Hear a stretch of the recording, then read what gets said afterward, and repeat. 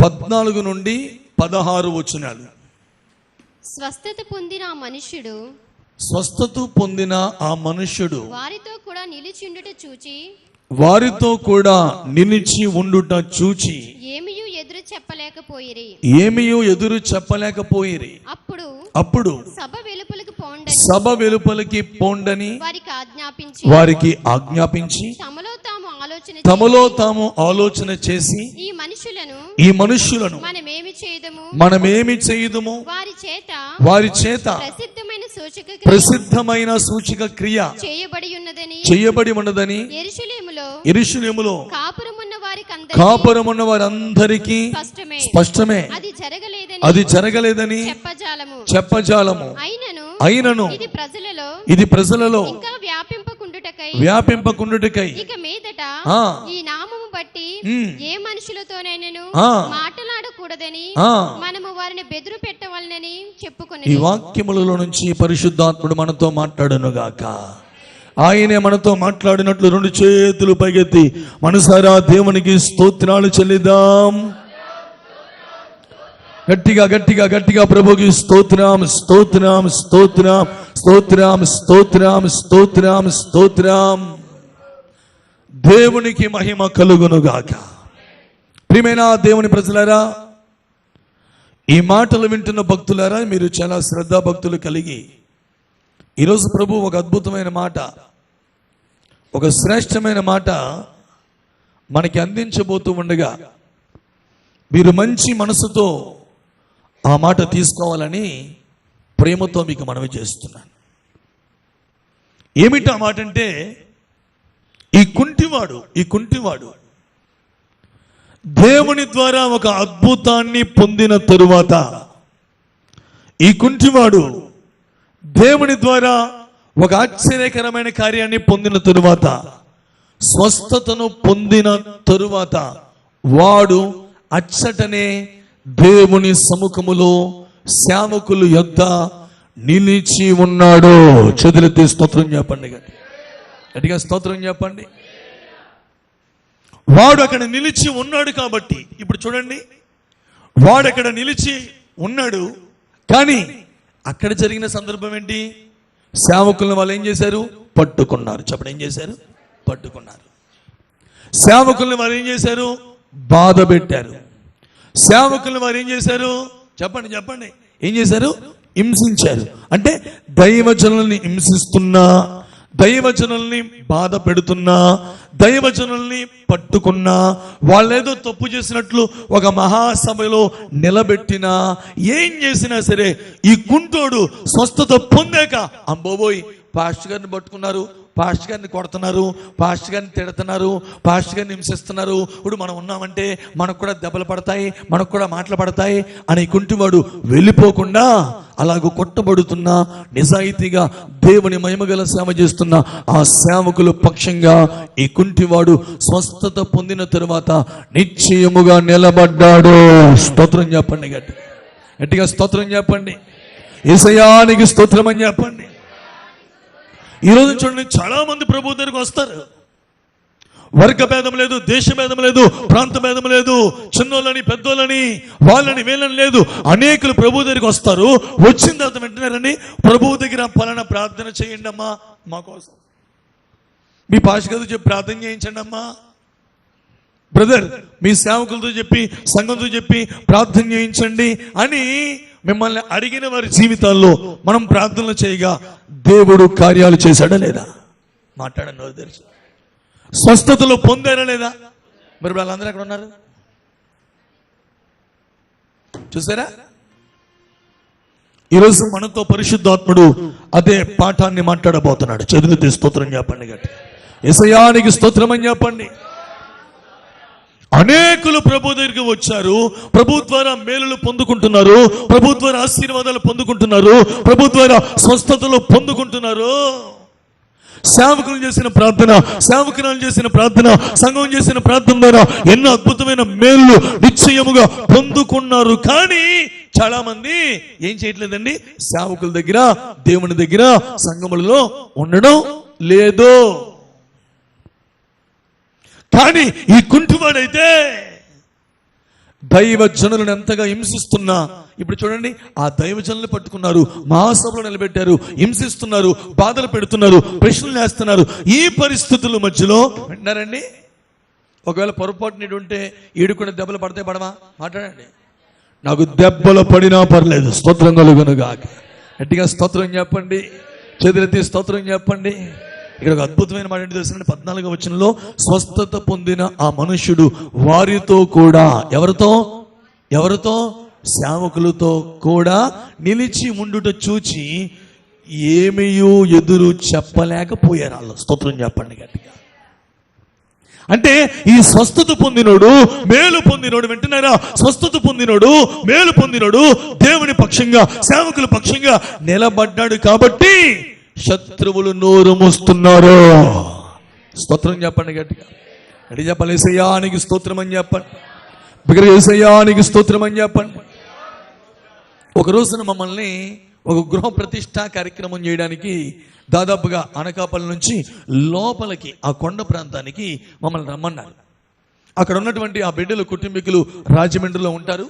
వాళ్ళు రాజమండ్రిలో నాన్నగారు సంఘానికి వెళ్తారు కనుక మరి చిన్న పాస్టర్ గారు, విజయబాబు గారు, మీరందరూ కుటుంబాలతో సంఘబిడ్డలు అందరూ కలిసి ఒక పెద్ద బస్సు వేసుకుని రండి అని మరీ కోరితే మేమందరం కలిసి తెల్లవారుజామున 4 గంటలకు బయలుదేరితే మరి మనం 9 గంటలకల్లా 10 గంటలలోపు వెళ్ళాలి.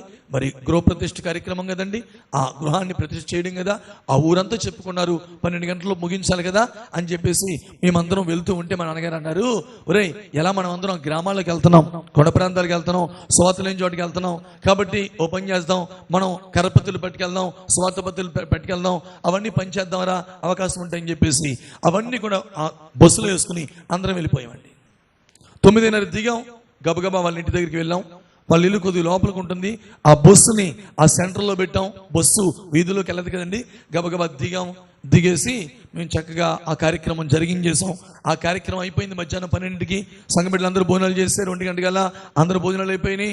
1 గంట రెస్ట్ తీసుకున్నారు. 2ంటికి తిరిగి వచ్చేద్దామంటే మా నాన్నగారు అన్నారు, ఎలాగని ఆ పత్రికలు తెచ్చాం కదా, వీళ్ళందరూ పాపము యేసయ్య ప్రేమ ఎరుగని వారు, వీళ్ళకి స్వార్థ పత్రికలు ఎవరికి మనమేమి మైకిల్లో మన దగ్గర ఏమీ లేవు, కేవలం పత్రికలు పంచుకుంటూ వద్దామని చెప్పేసి మేమందరం ఆ బస్సు ఎక్కే ఆ స్థలానికి వచ్చేలోపు ఈ వీధుల్లో పత్రికలు పంచుకుంటూ వచ్చేస్తున్నాం. మేము ఈలోపు ఏం చేయాలి తెలిసినండి, అలా పత్రికలు పంచిపెట్టుకుంటూ వస్తుంటే ఒక ఆయన సెల్ ఫోన్ ఆన్ చేసి, ఏయ్ బండి మీద వచ్చి అన్నాడు, ఏయ్ మీరు ఏ ఊరు నుంచి వచ్చారు, ఏయ్ ఎందుకు మీరు ఇక్కడ పత్రికలు పంచి పెడుతున్నారు, ఏయ్ ఎవరు మీరు ఏంటని అంటే అప్పుడు వెంటనే మేము చెప్తున్నాం, అలా కాదు సార్, మేము ఇక్కడ ఇల్లు ఓపెనింగ్ వచ్చామండి, వాళ్ళు మా సంఘానికి వస్తారు, వాళ్ళ దేవుని బిడ్డలు, మేము వెళ్ళిపోయి మా బస్సు మేము ఎక్కేస్తున్నాం, ఎక్కేసే ముందు మేము మాట్లాడుకొచ్చిన బస్సు ఎక్కే ముందు వెళ్తూ మా దగ్గర బాక్సులు లేవు, డప్పులు లేవు, మేము ఎవరికి నోటితో చెప్తలేదు, కేవలం ఈ పత్రికలు మేము ఏం చేస్తున్నాం పంచుకుంటూ వెళ్తున్నాం, కుదరదు అని చెప్పేసి వీడియో తీస్తూ మా మీద పెద్దగా కేకలు వేస్తున్నాడు. అలా పెద్దలుగా కేకలు వేస్తున్నప్పుడు వెంటనే అక్కడ జరిగిన అద్భుతమేనంటే అక్కడ ఉన్న స్థానిక అన్యజనులు ఆ పత్రికలు తీసుకుంటున్న వారు వెంటనే వాడుతో, ఎవడవయ్యా నువ్వు, వీళ్ళేదో మా ఊరు వచ్చారు, మాకేదో పత్రికలు ఇస్తున్నారు, ఏదో 4 మాటలు చెప్తున్నారు, మేము వింటున్నాం, ఈ పత్రికలు తీసుకుంటున్నాం, ఎవడవయ్యా నువ్వెవడవయ్యా మాట్లాడడానికి అని ఆ స్థానికులు ఎప్పుడైతే వాయిస్ రేజ్ చేశారో, స్తోత్రం చెప్పండి కదా, ఆ స్థానికులు ఎప్పుడైతే సేవకులు పక్షంగా నిలబడ్డారో, ఆ స్థానికులు ఎప్పుడైతే దేవుని పక్షంగా నిలబడ్డారో, దేవుని చేత మేలు పొందిన వారు దేవుని పక్షంగా నిలబడ్డారో, వెంటనే వాడు బండాం చేసుకుని వెళ్ళిపోయాడండి. స్తోత్రం చెప్పండి గట్టిగా ఆమేన్ అంటలేదు, స్తోత్రం చెప్పండి. నేను ఎందుకు ఈ మాట చెప్పాను తెలుసా, దేవుని ద్వారా నా జీవితాల్లో నేను మేలు పొందాను, స్వస్థత పొందాను, దేవుడి నా జీవితంలో ఎన్నో కార్యాలు చేశాడు అన్నవారు చేతులెత్తి స్తోత్రం చెప్పండి. బిగ్గరగా చెప్పాలి. అందరి జీవితాలు చేశాడా? ఈరోజు ప్రభు నీతో మాట్లాడుతున్నాడు.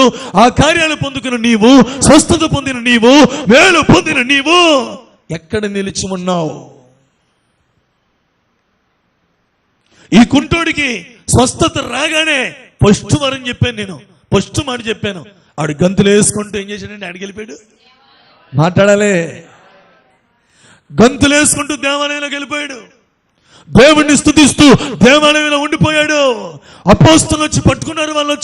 వాళ్ళందరూ వచ్చి పట్టుకుంటే ఈడు అమ్మో పాస్టర్ గారిని పట్టుకున్నారు, పాస్టర్ గారిని కొడుతున్నారు అని పారిపోకుండా సేవకులు శ్రమ పడుతున్నప్పుడు, సేవకులు హింసించబడుతున్నప్పుడు, సేవకు గాయం అవుతున్నప్పుడు, సేవకులు కృంగి పరిస్థితులు ఏర్పడుతున్నప్పుడు సేవకులు పక్షంగా ఈ కుంటివాడు నిలబడ్డాడు. స్తోత్రం చెప్పండి గట్టిగా. మామూలు కుంటోడు కాదు, స్వస్థత పొందుకుంటాడు. స్తోత్రం చెప్పండి గట్టిగా. గట్టిగా ఆమేనండి. అంటే స్వస్థత పొందిన కుంటోడు కాదు. ఆ రోజులోనమ్మా సేవకుల్ని చంపేస్తుంటే విన్నారా, దెబ్బలు కొడతా ఉంటే సంఘం పారిపోలేదండి, శిష్యులు పారిపోలేదండి. సేవకుల్ని కొడతా ఉంటే, సేవకుల్ని హింసిస్తూ ఉంటే, సేవకుల్ని బాధ పెడతా ఉంటే అట్లాంటి దైవజనులు పక్షంగా దేవుని బిడ్డలు నిలవబడ్డారు. స్తోత్రం చెప్పండి గట్టి. కాబట్టి సేవకులు పక్షంగా నిలబడ్డారు. కాబట్టి పౌలు గారు ఉన్నారండి. పౌలు గారిని ఒకసారి రాళ్లతో కొట్టేసి ఊరి చివరికి తీసుకెళ్లి పడేశారట. రాళ్లతో పౌలు గారిని కొడుతున్నప్పుడు పౌలు గారి పక్షంగా ఎవరు నిలబడ్డారు? చదవండి బిడ్డలారా. అదే అపోస్తల కార్యాల గ్రంథము 14వ అధ్యాయము 20వ వచనం. అపోస్తల కార్యాల గ్రంథము 14వ అధ్యాయము 20వ వచనం. అయితే శిష్యులు అతని చుట్టూ నిలిచి ఉండగా పౌలుని రాళ్లతో కొట్టి ఊరి వెలుపలికి తీసుకెళ్లి చంపేద్దాం అనుకున్న పరిస్థితుల్లో అతని శిష్యులు వచ్చి పౌలు గారి చుట్టూ నిలిచి ఉండగా అతడు లేచి పట్టణములోనికి వెళ్ళెను, ప్రవేశించెను. స్తోత్రం చెప్పండి గట్టిగా. చేతులు తీసయ్యానికి స్తోత్రం అని చెప్పండి. గట్టిగా చెప్పండి. ఏసయ్యానికి స్తోత్రం అని చెప్పండి. పౌలు గారు రాళ్ల దెబ్బలు తింటున్నప్పుడు, పౌలు గారిని ఊరి వెలుపలికి ఈడ్చేస్తున్నప్పుడు పౌలు గారి పక్షంగా ఎవరు నిలబడ్డారండి? ఎవరు నిలబడ్డారు? శిష్యులు నిలబడ్డారు. చాలా సింపుల్గా ఇలా చూడండి. అందరూ యోహాను, పేతురు ఇద్దరు స్వస్థపరిచినటువంటి ఈ కుంటివాడు స్వస్థత పొందిన తర్వాత ఇంటికి వెళ్ళిపోయాడా? సేవకుల పక్షంగా నిలబడ్డాడా? కదా. ఇప్పుడు దాకా పాఠం అర్థమైందా? అర్థమైందా? అర్థం అవ్వలేదా? ఎంతమందికి అర్థమైంది? అర్థమైంది గట్టిగా చేతులు తీసి స్తోత్రం చెప్పండి. సరే, ఇలాగే బైబిల్లో ఇంకో ఆవిడ స్వస్థత పొందింది, గొప్ప విడుదల పొందింది. కానీ స్వస్థత పొందినందుకు, స్వస్థత వచ్చినందుకు, ఆవిడికి దేవుడు తమ సేవకుల ద్వారా స్వస్థతనిచ్చినందుకు సేవకులను పట్టుకుని కొడుతుంటే ఆవిడైతేనండి ఏమి. చూడండి, అపోస్తల కార్యాల గ్రంథం 16వ అధ్యాయము 18, 19 వచనాలు. అపోస్తల కార్యాల గ్రంథము 16వ అధ్యాయము 18, 19 వచనాలు. ఆమె ఎలాగూ అనేక దినములు చేయుచుండెను. అనేక దినాలు దెయ్యాలు పట్టి ఏమండి, ఏం పట్టి? ఆ దెయ్యం పేరండి పుతోను అనే దెయ్యాలు. ఏ దెయ్యాలు? ఈ పుతోను అనే దెయ్యాలు పట్టి ఉంటూ ఉంటే అనేక దినాలు చేస్తూ ఉంటే పౌలు వ్యాఖ్యలు పడి ఆ దెయ్యం వైపు తిరిగి, దెయ్యమా, నజరేయుడైన యేసుక్రీస్తు నామములో ఈమెను విడిచి పో అని చెప్పగా, ఆజ్ఞాపించగా ఆ దెయ్యముతో చెప్పాను. వెంటనే దెయ్యము ఆమెను వదిలేను. ఇప్పుడు ఆమె స్వస్థత పొందిందా లేదా? మాట్లాడండి గట్టిగా. కూర్చోలో మాట్లాడుతూ గట్టిగా చెప్పండి. ఇప్పుడు స్వస్థత పొందింది. స్వస్థత పొందగానే, విడుదల రాగానే వెంటనే ఊర్లో ఆమెనే ఆ దెయ్యాలు దూర్పించుకుని డబ్బులు సంపాదించుకుంటున్న వాళ్ళు, రే మనకి లాభసాధకంగా ఉన్నటువంటి ఈ లాభాన్ని ఎవడో వచ్చి పోగొట్టాడు అని చెప్పేసి వెంటనే ఏం చేశారమ్మా? చదవండి. వెంటనే ఏం చేశారమ్మా? ఆమె యజమానులు తమ లాభసాటి సాధనమని పోయినని చెప్పి పౌలును శీలను పట్టుకుని గ్రామపు చావడిలోనికి అధికారుల యొద్దకు ఈడ్చుకెళ్ళిపోయి అంతటి న్యాయాధిపతుల యొద్దకు వారిని తీసుకుని వచ్చి ఈ మనుషులు యూదులై ఉండి రోమియులమైన మనం అంగీకరించుటకైనను చేయుటకైనను కూడని ఆచారములు ప్రసరించుచు మన పట్టణము గలిబిలి చేయుచున్నారని చెప్పిరి అని బాగా ఇబ్బంది పెడుతున్నారు. చూడండి, ఇందాకడ పాతంలో ఇద్దరు వ్యక్తులు, వాళ్ళ పేర్లేంటి? పేతురు, యోహానులు. చెప్పండి, ఎవరండి? అక్కడ స్వస్థత పొందింది ఎవరు? పుట్టికుంటివాడు. ఈ పాటలు ఎవరండి? పౌలును, శీల. ఇక్కడ స్వస్థత పొందింది ఎవరు? దెయ్యాలు పట్టినవాడి. సేమ ఇప్పుడు ఆ కుంటివాడు స్వస్థత పొందినప్పుడు పేతురు, యోహానుల్ని వారు పట్టుకున్నారా లేదా? చెప్పండి, మాట్లాడండి. ఇవేళ కూడా పట్టుకున్నారు లేదా? ఇప్పుడు నా ప్రశ్న ఏంటంటే, ఆ కుంటోడు స్వస్థత పొందాడు, ఈ దెయ్యాలు పట్టినావిడి చెప్పండి, వీళ్ళిద్దరిలో దైవజనుల పక్షంగా ఎవరు నిలబడ్డారు? మరి ఈవిడేమైంది? ఎందుకయ్యా వీళ్ళ మీదకి వస్తున్నారు? వీళ్ళు ఏం తప్పు చేశారు? నన్ను స్వస్థపరిచారు, ఎంతకాలం నేను దయ్యాలతో బంధించబడ్డాను, నాకు విడుదల కలిగజేశారు అని న్యాయంగా చెప్పాలంటే ఇప్పుడు ఆ స్త్రీ వీళ్ళ పక్షంగా అంటే సేవకుల పక్షంగా నిలబడాలా వద్దా? నిలబడిందా? కాబట్టే వాళ్ళనేమో జైల్లో వేశారు. ఎవరిని? పౌలు శీలను జైల్లో వేశారు. ఇక్కడేమో పేతురు యోహానుని జైల్లో వేయకుండా బెదిరించి పంపించేశారు. చేతులెత్తి స్తోత్రం చెప్పండి, గట్టిగా ఆమేనండి. చేతులెత్తి స్తోత్రం చెప్పండి. నా మాట అర్థమైందా మీకు? పేతురు యోహానునేమో బెదిరించి పంపేశారు, పౌలు శీలనేమో మాట్లాడండి. కారణం ఏంటి? ఇక్కడ ఈవిడి వీళ్ళ పక్షంగా ఏమలేదండి అంటే ఒక మాట, నువ్వు దైవజనుల పక్షంగా, దేవుని స్తోత్రం కలుగును గాక, ప్రభువు నిమిత్తము శ్రమ పడే సేవకుల పక్షంగా నువ్వు నిలిచి ఉండగలిగితే స్తోత్రం, సేవకులు కాపాడబడతారు. దైవజనులు కాపాడబడాలంటే కొన్ని పరిస్థితులు, కొన్ని వ్యతిరేకతలు, కొన్ని భయానకమైన పరిస్థితులు ఏర్పడినప్పుడు సేవకులు పక్షంగా నిలబడాలి. స్తోత్రం చెప్పండి, గట్టి చేతులెత్తి స్తోత్రం చెప్పండి.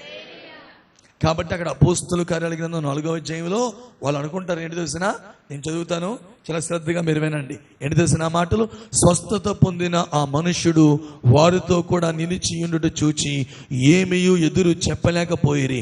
అప్పుడు సభ వెలుపలికి పొండని వారికి ఆజ్ఞాపించి తమలో తాము ఆలోచన చేసి ఈ మనుష్యులను మనం ఏమి చేయుదము, వారి చేత ప్రసిద్ధమైన సూచక క్రియలు చేయబడి ఉన్నదని యెరూషలేములో కాపురం ఉన్న వారికి అందరికీ స్పష్టమే.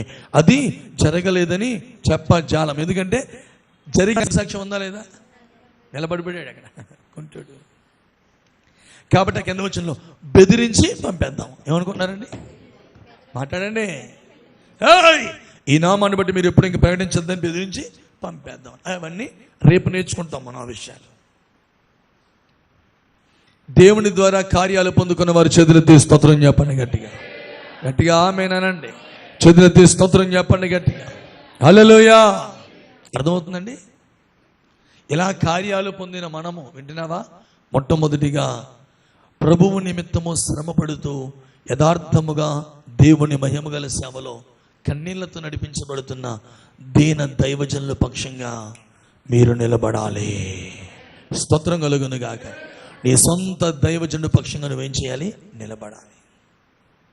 నీ సంఘ పక్షంగా నువ్వేం చేయాలి? నిలబడాలి.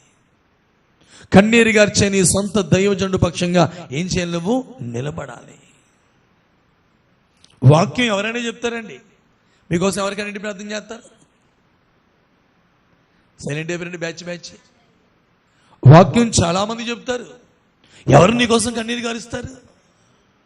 పిల్లలు కూడా వాక్యం చెప్పేస్తున్నారు. ఇప్పుడు పెద్ద గొప్పే ఉందండి. కన్నీరు గార్చేది నీ సొంత దైవజనుడు, నీ సొంత దైవజనురాలు మాత్రమే. స్తోత్రం కలుగును గాక. నీ సొంత సంఘము మాత్రమే. హల్లెలూయా. గట్టిగా ఆమేనండి. కాబట్టి మొట్టమొదటిగా మనం అట్లా మన కొరకు కన్నీరు గార్చే దైవజనులు కష్టంలో ఉంటే, మన కోసం కన్నీరు గార్చే దైవజనులు దుఃఖంలో ఉంటే, మన కోసం కన్నీరు గార్చే దైవజనులు బంధకములో ఉంటే, మనము ఎన్ని శ్రమలు వచ్చినా వారి పక్షంగా ఏం చేయాలి? నమ్మకముగా నిలబడాలి. స్తోత్రం కలుగును గాక. రెండవది, క్రైస్తవుడు ఇంకా ఎక్కడ నిలిచి ఉండాలి? రెండో మాట చూద్దామండి. చూడండి, యోహాను రాసినటువంటి మొదటి పత్రిక 2వ అధ్యాయము 28వ వచనం. యోహాను రాసిన మొదటి పత్రిక 2వ అధ్యాయము 28వ వచనం. కాబట్టి చిన్న పిల్లలారా, మన ప్రభు అయిన యేసుక్రీస్తు వారు ప్రత్యక్షమైనప్పుడు ఆయన రాకడయందు మనము ఆయన ఎదుట సిగ్గుపడక ధైర్యము కలిగి ఉండునట్లు మీరు యేసుక్రీస్తునందు నిలిచి ఉండుడి. చేతులెత్తి స్తోత్రం చెప్పండి, గట్టిగా చెప్పాలి, బిగ్గరగా హల్లెలూయా.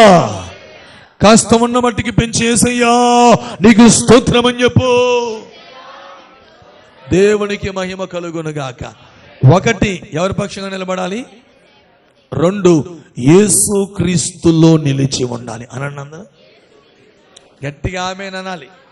మీకు మాట చెప్పనా, ఎవరైతే ఈ దినాల్లో క్రీస్తులో నిలిచి ఉంటారో ఆ క్రీస్తులో నిలిచిన వారు రేపు యేసయ్య మధ్యాకాశంలో ప్రత్యక్షమైనప్పుడు వారు సిగ్గుపడక ధైర్యంగా ఏం చేస్తారంటే యేసు ముందుకు వెళ్ళి నిలబడతారు. స్తోత్రం కలుగునుగా.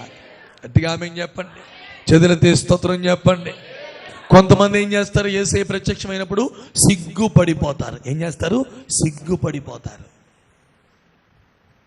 కానీ కొంతమంది ధైర్యంగా వెళ్ళి యేసు ముందు నిలబడాలంటే, నీ మన్ను మహిమగా మారిపోవాలంటే, ఆ ఉన్నతమైన స్వాస్థ్యమును నువ్వు పొందాలంటే ఈ భూమి పైన ఉన్న దినాల్లోనే నువ్వు యేసుక్రీస్తునందు నిలిచి ఉండాలి. ఆమేనానండి.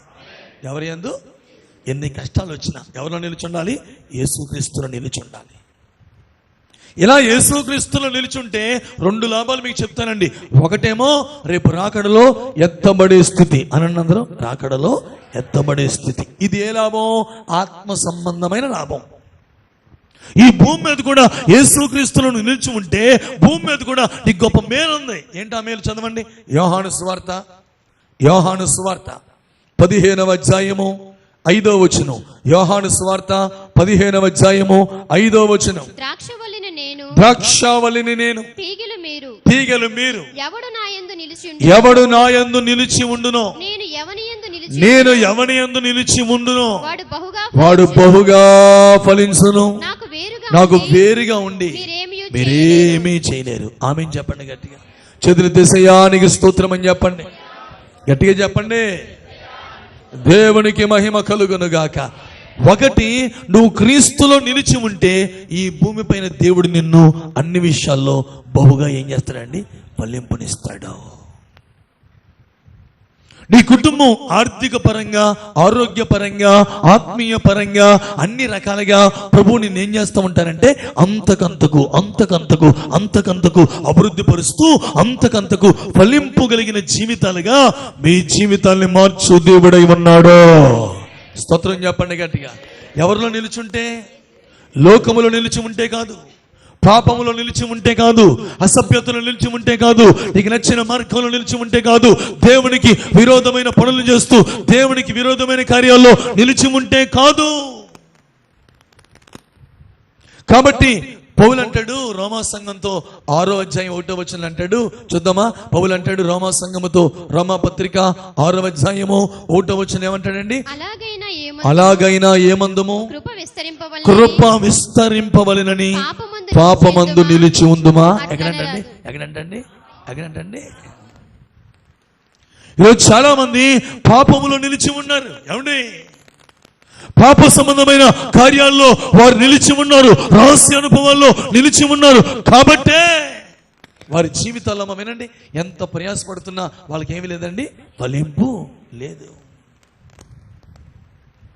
ఆర్థికముగా వారు ఫలించలేకపోతున్నారు, ఆత్మీయంగా ఫలించలేకపోతున్నారు, ప్రార్థనలో ఫలించలేకపోతున్నారు. ఈ భూ సంబంధంగా ఉద్యోగమైనా, వ్యాపారమైనా, చేతి పనైనా ఏ పనిలో కూడా వాళ్ళు ఏమలేకపోతున్నారు? ఫలించలేకపోతున్నారు, అభివృద్ధి పొందలేకపోతున్నారు.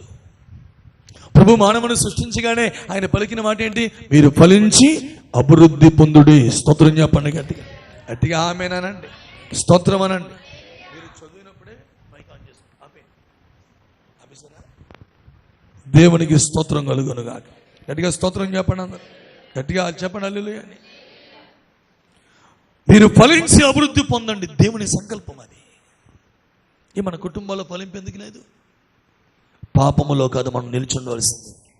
పాపంలో నిలిచి ఉంటే మన జీవితాలు అద్భుతంగా ఫలించలేవు. మనం అద్భుతంగా ఫలించాలంటే క్రీస్తులో నిలిచి ఉండాలి. రేపు రాకడలో ప్రభు ప్రత్యక్షమైనప్పుడు సిగ్గుపడక ధైర్యముగా ఆయన ఎదుర్కోవాలంటే క్రీస్తులో నిలిచి ఉండాలి. అంటే క్రీస్తులో నిలిచి ఉన్న వారికి 2, ఒకటేంటి? ఈ భూమి పైన 100 ఫలింపు. అనండి అందరూ, ఈ భూమి పైన. గట్టిగా అంటలేదండి బాబు, గట్టిగా చెప్పండి. ఈ భూమి పైన అంటలేదు మీరు, ఈ భూమి పైన 100 ఫలింపు. రేపు ఆయన ప్రత్యక్షమైనప్పుడు ఈ మన్ను మహిమగా మారే భాగ్యం. స్తోత్రం. సిగ్గుపడక మేఘమెక్కేస్తాం. ఆమేన్ చెప్పండి. కొంతమంది సిగ్గుపడిపోతారు, గుండెలు బాదుకుంటారు, ఏడుస్తారు, అమ్మో అమ్మో అమ్మో అని బాధపడతారు. కానీ మీరు సిగ్గుపడక ధైర్యముగా యేసుని ఎదుర్కొన్నట్లు మీరు క్రీస్తునందు నిలిచి ఉండండి. ఒకటి, నీకోసం కన్నీరు గార్చే నీ సొంత దైవజనుడు సంఘము పక్షముగా మొట్టమొదటిగా నిలిచి ఉండాలి. రెండు, యేసు క్రీస్తునందు నిలిచి ఉండాలి. ఆమేన్ చెప్పండి గట్టిగా. ఎవరి యందండి? యేసు క్రీస్తునందు. మూడో మాట చూద్దామా? చూడండి, యోహాను రాసినటువంటి 2వ పత్రిక 1వ అధ్యాయము 9వ వచనం. యోహాను రాసినటువంటి 2వ పత్రిక 1వ అధ్యాయము 9వ వచనం. క్రీస్తు బోధయందు నిలిచి ఉండక, ఏమండోయ్, క్రీస్తు బోధయందు నిలిచి ఉండక దానిని విడిచి ముందునకు సాగు ప్రతివాడు దేవుణ్ణి అంగీకరింపనివాడు. క్రీస్తు బోధయందు చెప్పండి. ఏ బోధ పడితే ఆ బోధ కాదు అనండి అందరూ. గట్టిగా అంటలేదు మీరు అసలు. ఇంకా స్తున్న బట్టికి పెంచి ఏ బోధ పడితే ఆ బోధ కాదు. ఏ బోధ? క్రీస్తు బోధ. స్తోత్రం అనండి. మీరు ఆ బోధయందు నిలిచి ఉంటే, క్రీస్తు బోధయందు నిలిచి ఉంటే, క్రీస్తు బోధయందు నిలిచి ఉంటే, అర్థమవుతుందా మీకు? అపోస్తలుల బోధయందు నిలిచి ఉంటే. ఈ రోజున చాలా మంది బిడ్డలారా వింటున్నారండి, కల్పన కథల వైపుకి తిరిగిపోతున్నారు. ఏ కథల వైపుకి? వాళ్ళ చెవులకి కమ్మగా ఉండాల ఆ మాటలు, కమ్మగుంటే వెళ్ళిపోతారు అక్కడికి. అయ్యో, ఎన్ని సంవత్సరాలు పెంచిన దైవజనుడు, కన్నీరుగా వచ్చిన సంఘం, ఉపవాసం ఉన్న సంఘం, ఉపవాసం ఉన్న సేవకుడు, ఏంటి పరిస్థితి? మాకెందుకండి, మాకెందుకు? మమ్మల్ని ఎవరు పట్టించుకోకూడదు. మేము సమయానికి వచ్చిన రాపిన మమ్మల్ని ఎవరో మాట్లాడండి అడగకూడదు. నచ్చినప్పుడు వస్తాం, తిరునాళ్ళకి వచ్చినట్టు.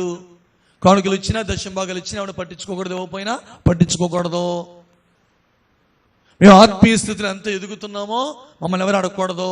రోజు ప్రార్థన చేసుకుంటున్నారా, బైబిల్ చదువుతున్నారా, ఎవరు మమ్మల్ని ప్రశ్నించకూడదు. అలాగా ఎక్కడా ప్రశ్నించకుండా అఫీషియల్గా వెళ్ళి 30 గంట కుర్చీలో కూర్చుని నీట్గా వాక్యం వచ్చేసి ఏదైనా చెప్పండి అడుగుతాం. అలా పట్టించుకోకుండా ఉన్నాయే ఏమవుతున్నాయంటే అభివృద్ధి పొందుతున్నాయి. ఏంటయ్యి అది? కొద్ది బోధలో టైట్ చేసామనుకోండి, ఉన్న బోధ ఉన్నట్టుగా చెప్పామనుకోండి, క్రీస్తు బోధను బోధించామనుకోండి, ప్రజలకి ఏం కలుగుతుంది? అబ్బో అని ఆ క్రీస్తు బోధను విడిచి వెళ్ళిపోతారండి చాలా మంది. ఏమండోయ్, అలా క్రీస్తు బోధను, అపోస్తుల బోధను విడిచిపెట్టి వెళ్ళిపోయిన వాడు ఎవరు తెలిసిన? తండ్రిని అంగీకరింపనివాడు. అంటే దేవుణ్ణి అంగీకరించేవారు ఇక్కడ ఎవరైనా ఉంటే వారు చేతులు తీసయ్యానికి స్తోత్రం అని చెప్పండి గట్టిగా. నిజంగా మీరు దేవుణ్ణి అంగీకరించిన వారైతే మీరు ఏ బోధలో నిలుచుంటారండి? క్రీస్తు బోధలో. ఒకటి, ఎక్కడ నిలుచుండాలి చెప్పండి. 2, ఎక్కడ నిలుచుండాలి? క్రీస్తులో. 3, ఎక్కడ నిలుచుండాలి? క్రీస్తు బోధలో. ఆమేన్. 4, నిర్గమకాండము 34వ అధ్యాయము 2వ వచనం. నిర్గమకాండము 34వ అధ్యాయము 2వ వచనం.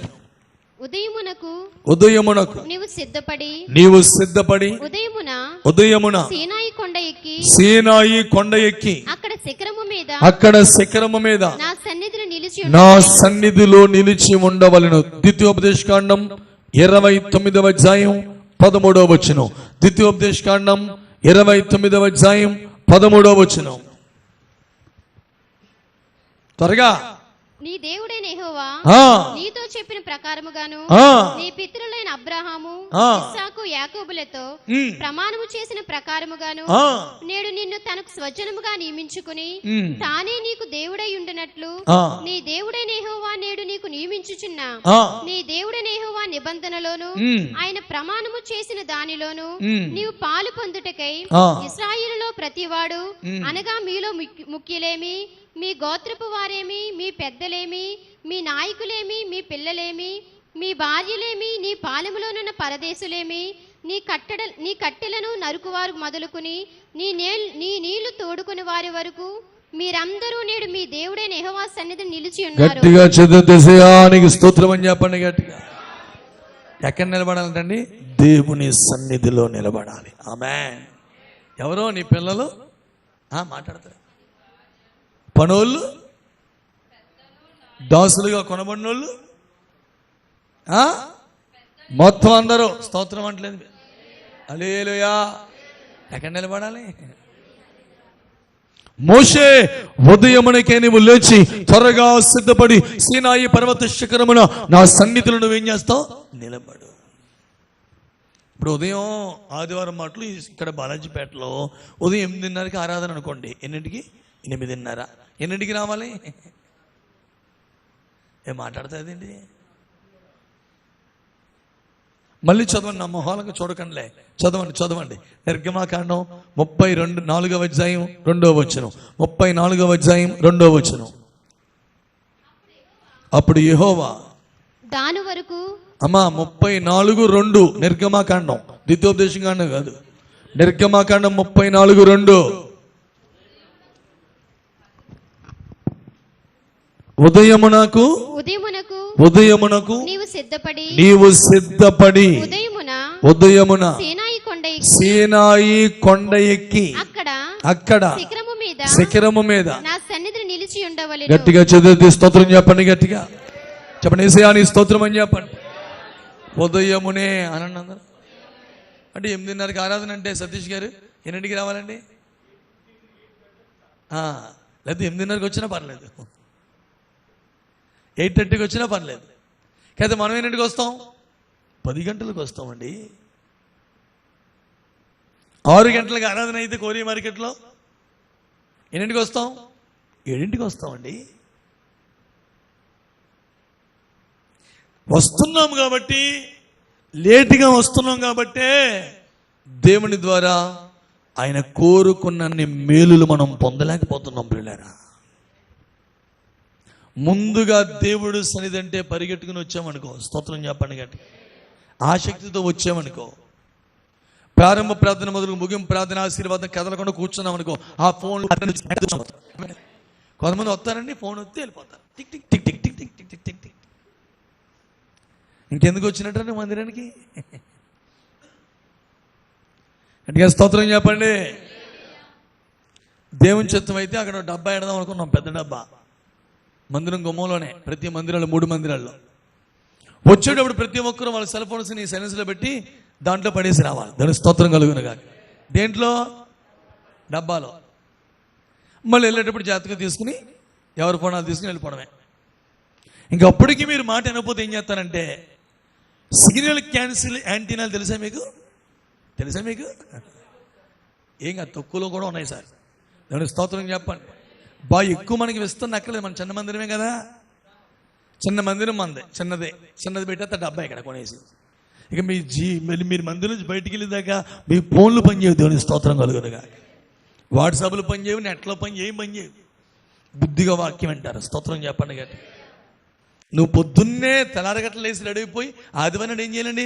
సిద్ధపడి రావాలి అనండి అందరూ. మాట్లాడండి. రేపు ఆదివారం ఏ బట్టలు వేసుకోవాలో ఈరోజు సిద్ధపడాలి. శనివారం ఏ కానుక ఇవ్వాలో సిద్ధపరచుకోవాలి. బైబిళ్ళు, పాటల పుస్తకాలు అన్ని రెడీ చేసుకోవాలా.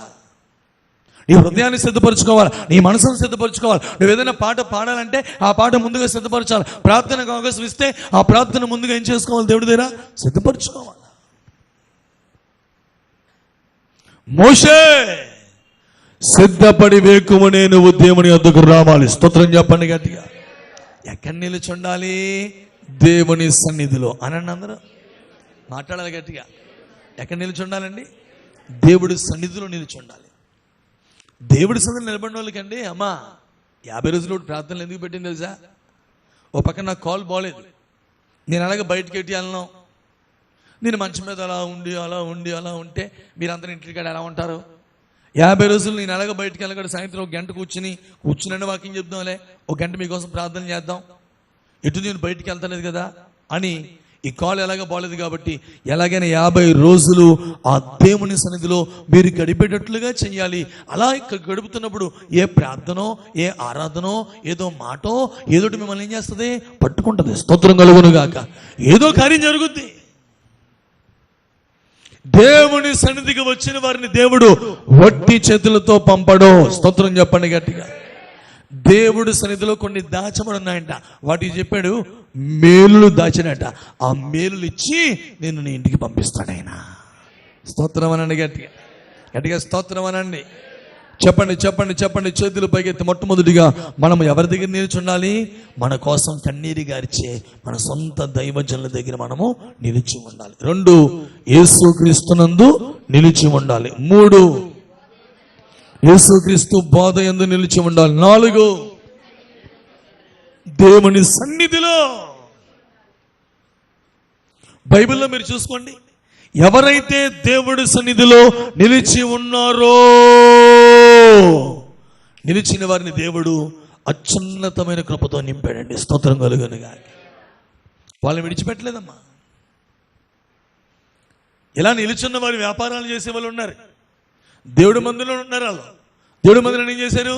వ్యాపార స్థలంగా మార్చేశారు. యేసుప్రభు ఒక రోజు వచ్చి ఇలా దేవుడి మందిరాన్ని పాడు చేస్తున్న వాళ్ళందరి ముందు కూర్చుని చక్కగా కొరడా తిప్పేని పెళ్ళు మని కొట్టి మొత్తం వాళ్ళందరినీ బయటికి గెంటేసి దేవుడి సందులో నిలిచి ఉన్న వారి దగ్గరికి వెళ్ళి వారిని తాకి వారిని స్వస్థపరిచి వారిని బాగు చేసెను. స్తోత్రం చెప్పండి గట్టిగా. యేసయ్యానికి స్తోత్రం అనండి. ఆ బెతెస్దా కోనేటి దగ్గర 38 సంవత్సరాలుగా అలాగ నిలుచున్న వాడిని చూసి యేసయ్య ఏం చేసి కనికరించి వాడిని తాకి విడుదల కలగజేశాడు. అంటే విన్నావా? నువ్వు నమ్మకంగా దేవుడి సన్నిధిలో నిలుచున్నామా? విను, నమ్మకంగా నిలుచుంటే రోజు నిలుచుంటే దేవుడి సన్నిధిలో నిలుచుంటే ఏదో ఒక రోజు తప్పకుండా దేవుని కనుదృష్టి నీ మీద పడుతుంది. హల్లెలూయా. ఒక ఆవిడికి నడువంగిపోయిందంట. 18 ఏళ్ళ బట్టి నీరసం, ఆవిడికి బలహీనత పట్టేసింది. ఎన్నేళ్ళు బట్టమ్మా? 18 సంవత్సరాలు బట్టి. కానీ ఇంత 18 ఏళ్ళు బట్టి నీరసం వచ్చినా ఏ రోజు మందిరం మానలేదు. ఆమేనండి, గట్టిగా ఆమేనన్న. మనమైతే వస్తామా? 18 ఏమండి అయ్యారండి, 7 వారాలు వచ్చానండి, 7 వారాలు ఏం అవ్వలేదండి, 21 వారం వచ్చానండి, 21 వారం ఏం అవ్వలేదండి, 50 రోజులు ప్రార్థనలకు వచ్చానండి, 50 రోజులు ప్రార్థనలో ఏం అవ్వలేదండి, ఇక దేవుడు లేడండి, గీవుడు లేడండి, ప్రార్థన లేదండి, గీతం లేదండి, మందిరం లేదండి, కేంద్రం లేదండి అని ఏం చేస్తారు? మందిరం మాట్లాడతలేదండి. ఏం చేస్తారు మందిరం? ఆమె ఎలా చూడాలి? కార్యము జరగకపోయినా, నడుం బలహీనమైపోయినా, నడుమొంగిపోయినా 18 సంవత్సరాల నుంచి నమ్మకముగా మందిరానికి వస్తుంది. ఆ 18వ ఏట యేసయ్య ఆ మందిరానికి వచ్చాడు. స్తోత్రం చెప్పండి గట్టిగా ఆమేనండి. చూడడం ఎవరిని చూసారు? యేసయ్య ఆమెనే చూశానండి. హల్లెలూయా. నువ్వు అనుకుంటున్నావు ఇన్ని రోజులుగా మందిరానికి వస్తున్నాను, ఇది 16వ రోజు, ఎన్నో అంశాలు పైగారు ప్రార్థన చేస్తున్నారు, ఇంకా ఏంటి పని అవుతలేదు, కంగారు పడకో, నమ్మకంగా రా. ఖచ్చితంగా దేవుడు ఆయన సన్నిధిలో నిలిచి ఉన్న వారిని తప్పక చూసే దేవుడై ఉన్నాడు. స్తోత్రం చెప్పండి. ఇప్పటికే దేవుడి కార్యాలు ప్రారంభించాడు. ఒకరు ఉన్నారు, వాళ్ళ ఆఫీసర్స్ వాళ్ళ పిల్లల విషయంలో 35,000 ఎంతో ఫీజులు కావాలట. ఆ ఫీజులతో ఎంతో నలిగిపోతున్నారు, కట్టలేక డబ్బుల్లో చాలా బంధకాల్లో ఉన్నారు, చాలా ఇబ్బందుల్లో ఉన్నారు. హాల్ టికెట్ రేపటి నుంచి ఎగ్జామ్స్ ఆ పాపకి. ఈరోజు హాల్ టికెట్ తీసుకోవాలి. రోజు వాళ్ళు ప్రేయర్లో పెట్టారు, కార్డులో పెట్టారు, రోజు ప్రార్థన చేస్తున్నాం, అయ్యా సహాయం చేయ ప్రభువా, ఎంతో ఇబ్బంది పడుతున్నారు నాయన, తినడానికి ఇబ్బందిగా ఉంది వాళ్ళకి, ఆ కుటుంబానికి, పేర్లొద్దు కానీ. ఆ పరిస్థితుల్లో ప్రార్థన చేస్తుంటే నిన్న వాళ్ళ సార్ దగ్గరికి వెళ్ళారంటే, వెళ్ళి సార్ ఏమనుకోద్దండి, దయచేసి హాల్ టికెట్ ఇవ్వండి. డబ్బులు ఖచ్చితంగా అంటే మొత్తం కట్టలేం కానండి, ఫస్ట్ వీక్ దాటాక ఒక 10,000 అంతా కడతాం సార్, మిగిలిన డబ్బులు మెల్ల కట్టేస్తాం సార్, మాకు వచ్చే డబ్బులు ఉన్నాయి సార్, ప్లీజ్ సార్ ఏమనుకో సార్, హాల్ టికెట్ ఇవ్వండి అంటే వెంటనే అన్నాడు, సరేనయ్యా తీసుకెళ్ళానండి. స్తోత్రం చెప్పండి, గట్టిగా ఆమెనా స్తోత్రం చెప్పండి. ఆ పాప పొద్దున్న అంకుల్ అని ఫోన్ చేసి అంకుల్ ప్రార్థన చేశారు, థ్యాంక్ యూ అంకుల్, నాకు హాల్ టికెట్ వచ్చింది అంకుల్, థ్యాంక్ యూ అంకుల్, ప్రార్థన చేశారు, రేపు ఎగ్జామ్కి వెళ్ళే ముందు ప్రేయర్ చేయించుకుంటాను, ప్రేయర్ చేయండి అంటే చేస్తానమ్మా, తప్పకుండా చేస్తానరా మీకోసం అన్నాను. అలాగే అంకుల్ అని థ్యాంక్స్ అంకుల్ అని చెప్పి ప్రార్థన చేయించుకుని ఆ బిడ్డ ఎంత ఆనందపడిపోతుందంటే హాల్ టికెట్ రాదేమనుకుంది. ఇప్పుడు చూడండి, మనం చేస్తున్న ఈ 15 రోజుల ప్రార్థనలు బట్టి దేవుడు కార్యములు ప్రారంభించాడా లేదా? నమ్మకంగా ఆయన సన్నిధిలో నిలబడ్డాం అనుకో, ఆయన సన్నిధిలో నిలుచున్నాం అనుకో, ఈ రోజు కాబట్టి రేపైనా దేవుడు తన కార్యములను మీ జీవితంలో విస్తరింపజేసే దేవుడై ఉన్నాడు. గట్టిగా చేతులెత్తి స్తోత్రం చెప్పండి. ఇంకా చాలా మంది జీవితాల్లో కార్యాలు జరిగే ఉంటాయి, కానీ ఎవరు నాకు సాక్ష్యాలు చెప్పలేదు, చెప్పిన వారు వాళ్ళే కాబట్టి వాళ్ళ కోసం నేను ఈ మాట చెప్పానండి, అంతే. ఎందుకు నేను ఈ మాటలు చెప్తున్నాను ప్రియులారా? నువ్వు దేవుడి సన్నిధిలో నిలిచి ఉండు, నమ్మకంగా ఉండు. దేవుడు తన నమ్మదగిన కార్యాలు ఈ రోజు కాబట్టి రేపైనా తప్పకుండా నీ జీవితంలో జరిగించడానికి ఆయన సిద్ధముగా ఉన్నాడు. నమ్మిన వారి గట్టిగా చెదిరితేసే అని స్తోత్రం అని చెప్పండి. 4వది దేవుని సన్నిధిలో నిలిచి ఉండాలి. ఎక్కడ? దేవుడి లోకంలో కాదు, పనికి మన చోట కాదు, అపవిత్రమైన అందుకైనా దగ్గరికి రావద్దు, నీ పాదముల నుండి నీ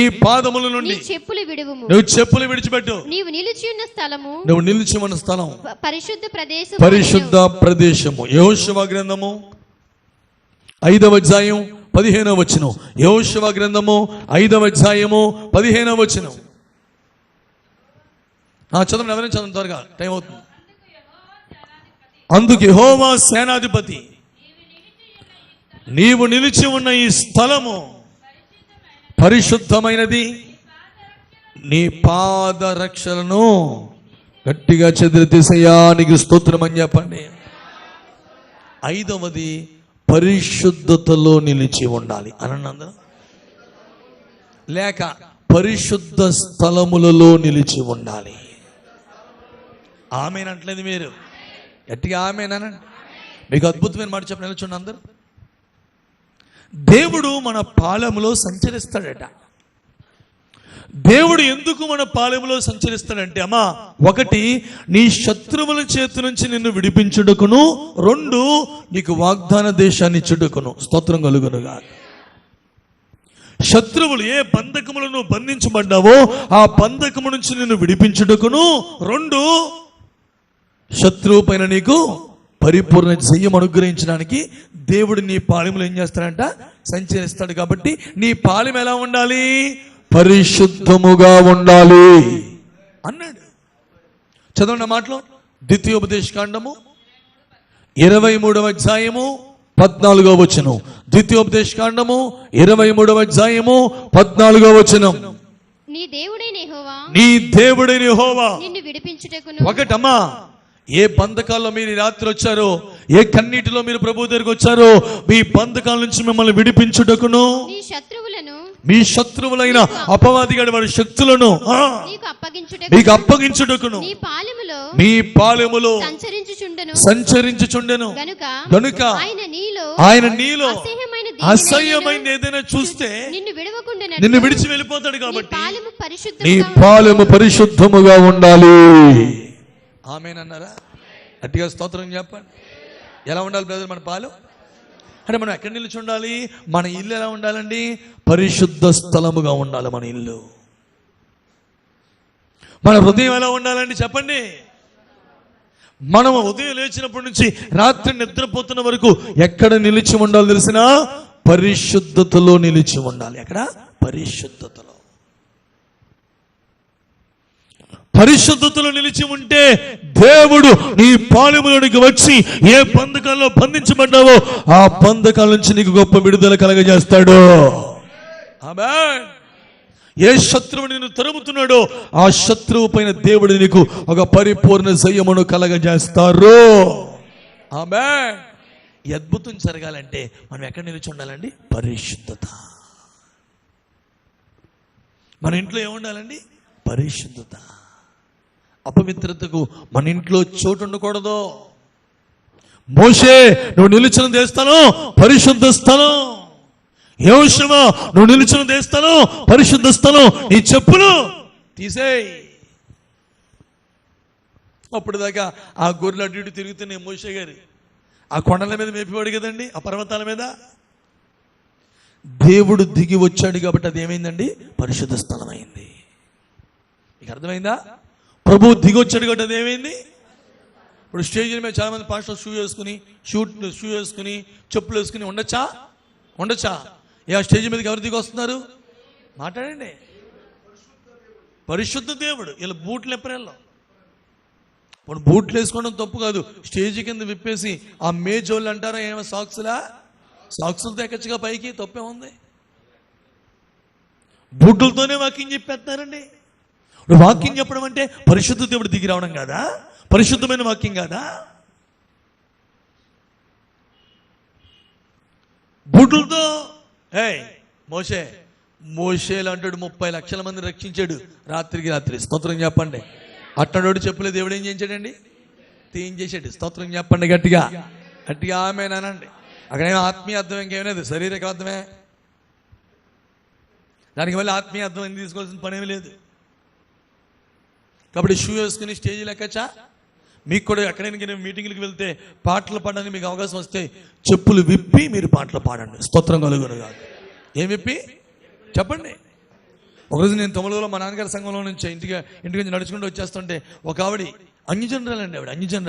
ఆవిడ చెప్పులు విప్పి అయ్యా నమస్కారం అండి నాకు ఆశ్చర్యం అయిపోయింది. అంటే ఒక సేవకుడికి వందనాలు చెప్పడంలో చెప్పులు విప్పాలనే జ్ఞానం వాళ్ళకు ఉందండి. మనలో అయితే పాస్టర్ కనీసం వందనం ఉండదు. నన్ను ఎప్పుడైనా మీరు గమనించారు? ఎవరికైనా నేను అలాగే చెప్తాను వందనాలు. ఈ 15 ఏళ్ళు బట్టి మీరు ఎప్పుడు చూడలేదా? వందనాలమ్మా, ప్రైజ్ మేడం, వందనాలు అంట. ఇలాగ ఎప్పుడు అన్నా.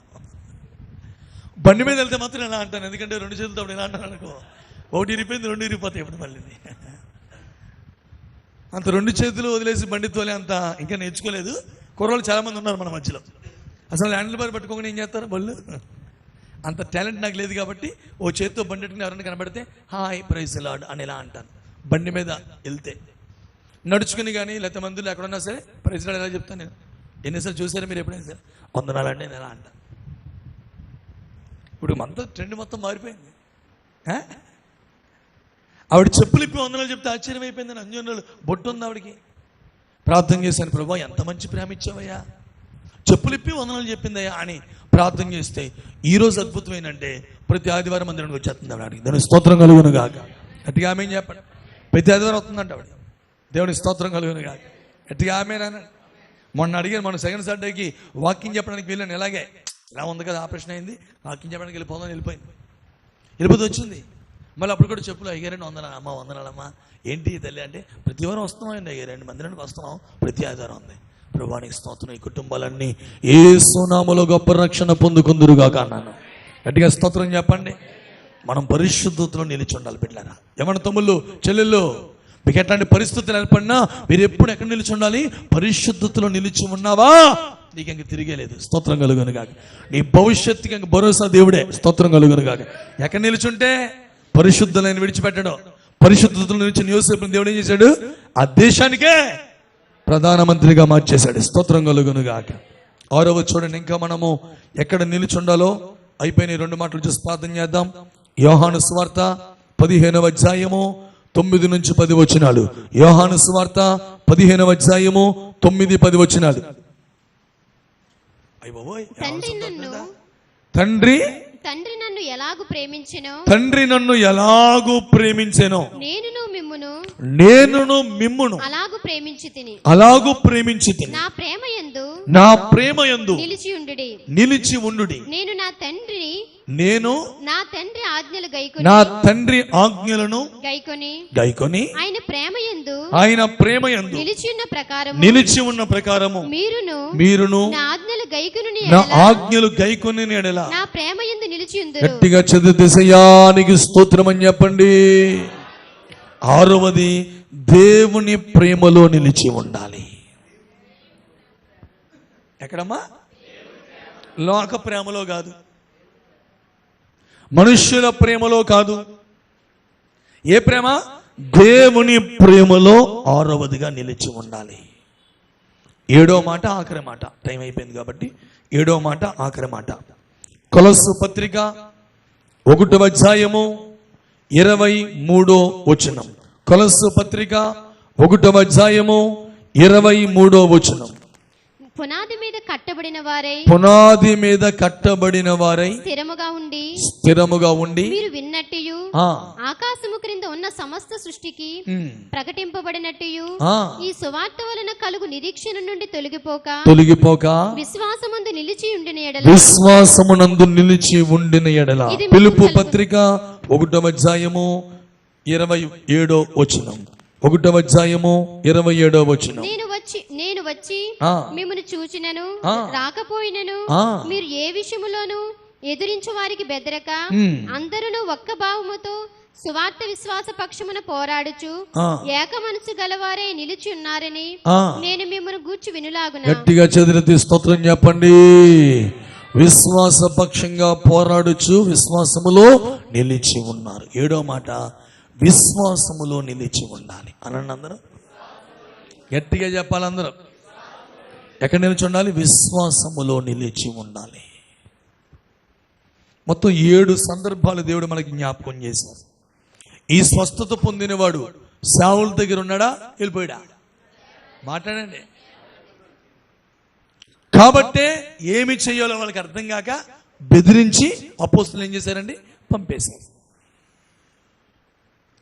నిలబడలేనటువంటి పూతోన్నదేం పట్టి విడుదల పొందినటువంటి అమ్మాయి నిలబడలేదు కదా. పాస్టర్ గారు ఏం చేశారు? జైల్లో ఏం చేశారు? మనమందరం స్వార్థకి వెళ్ళామనుకోండి, ఎక్కడికి వెళ్ళామనుకోండి, ఎలా చూస్తున్నారు?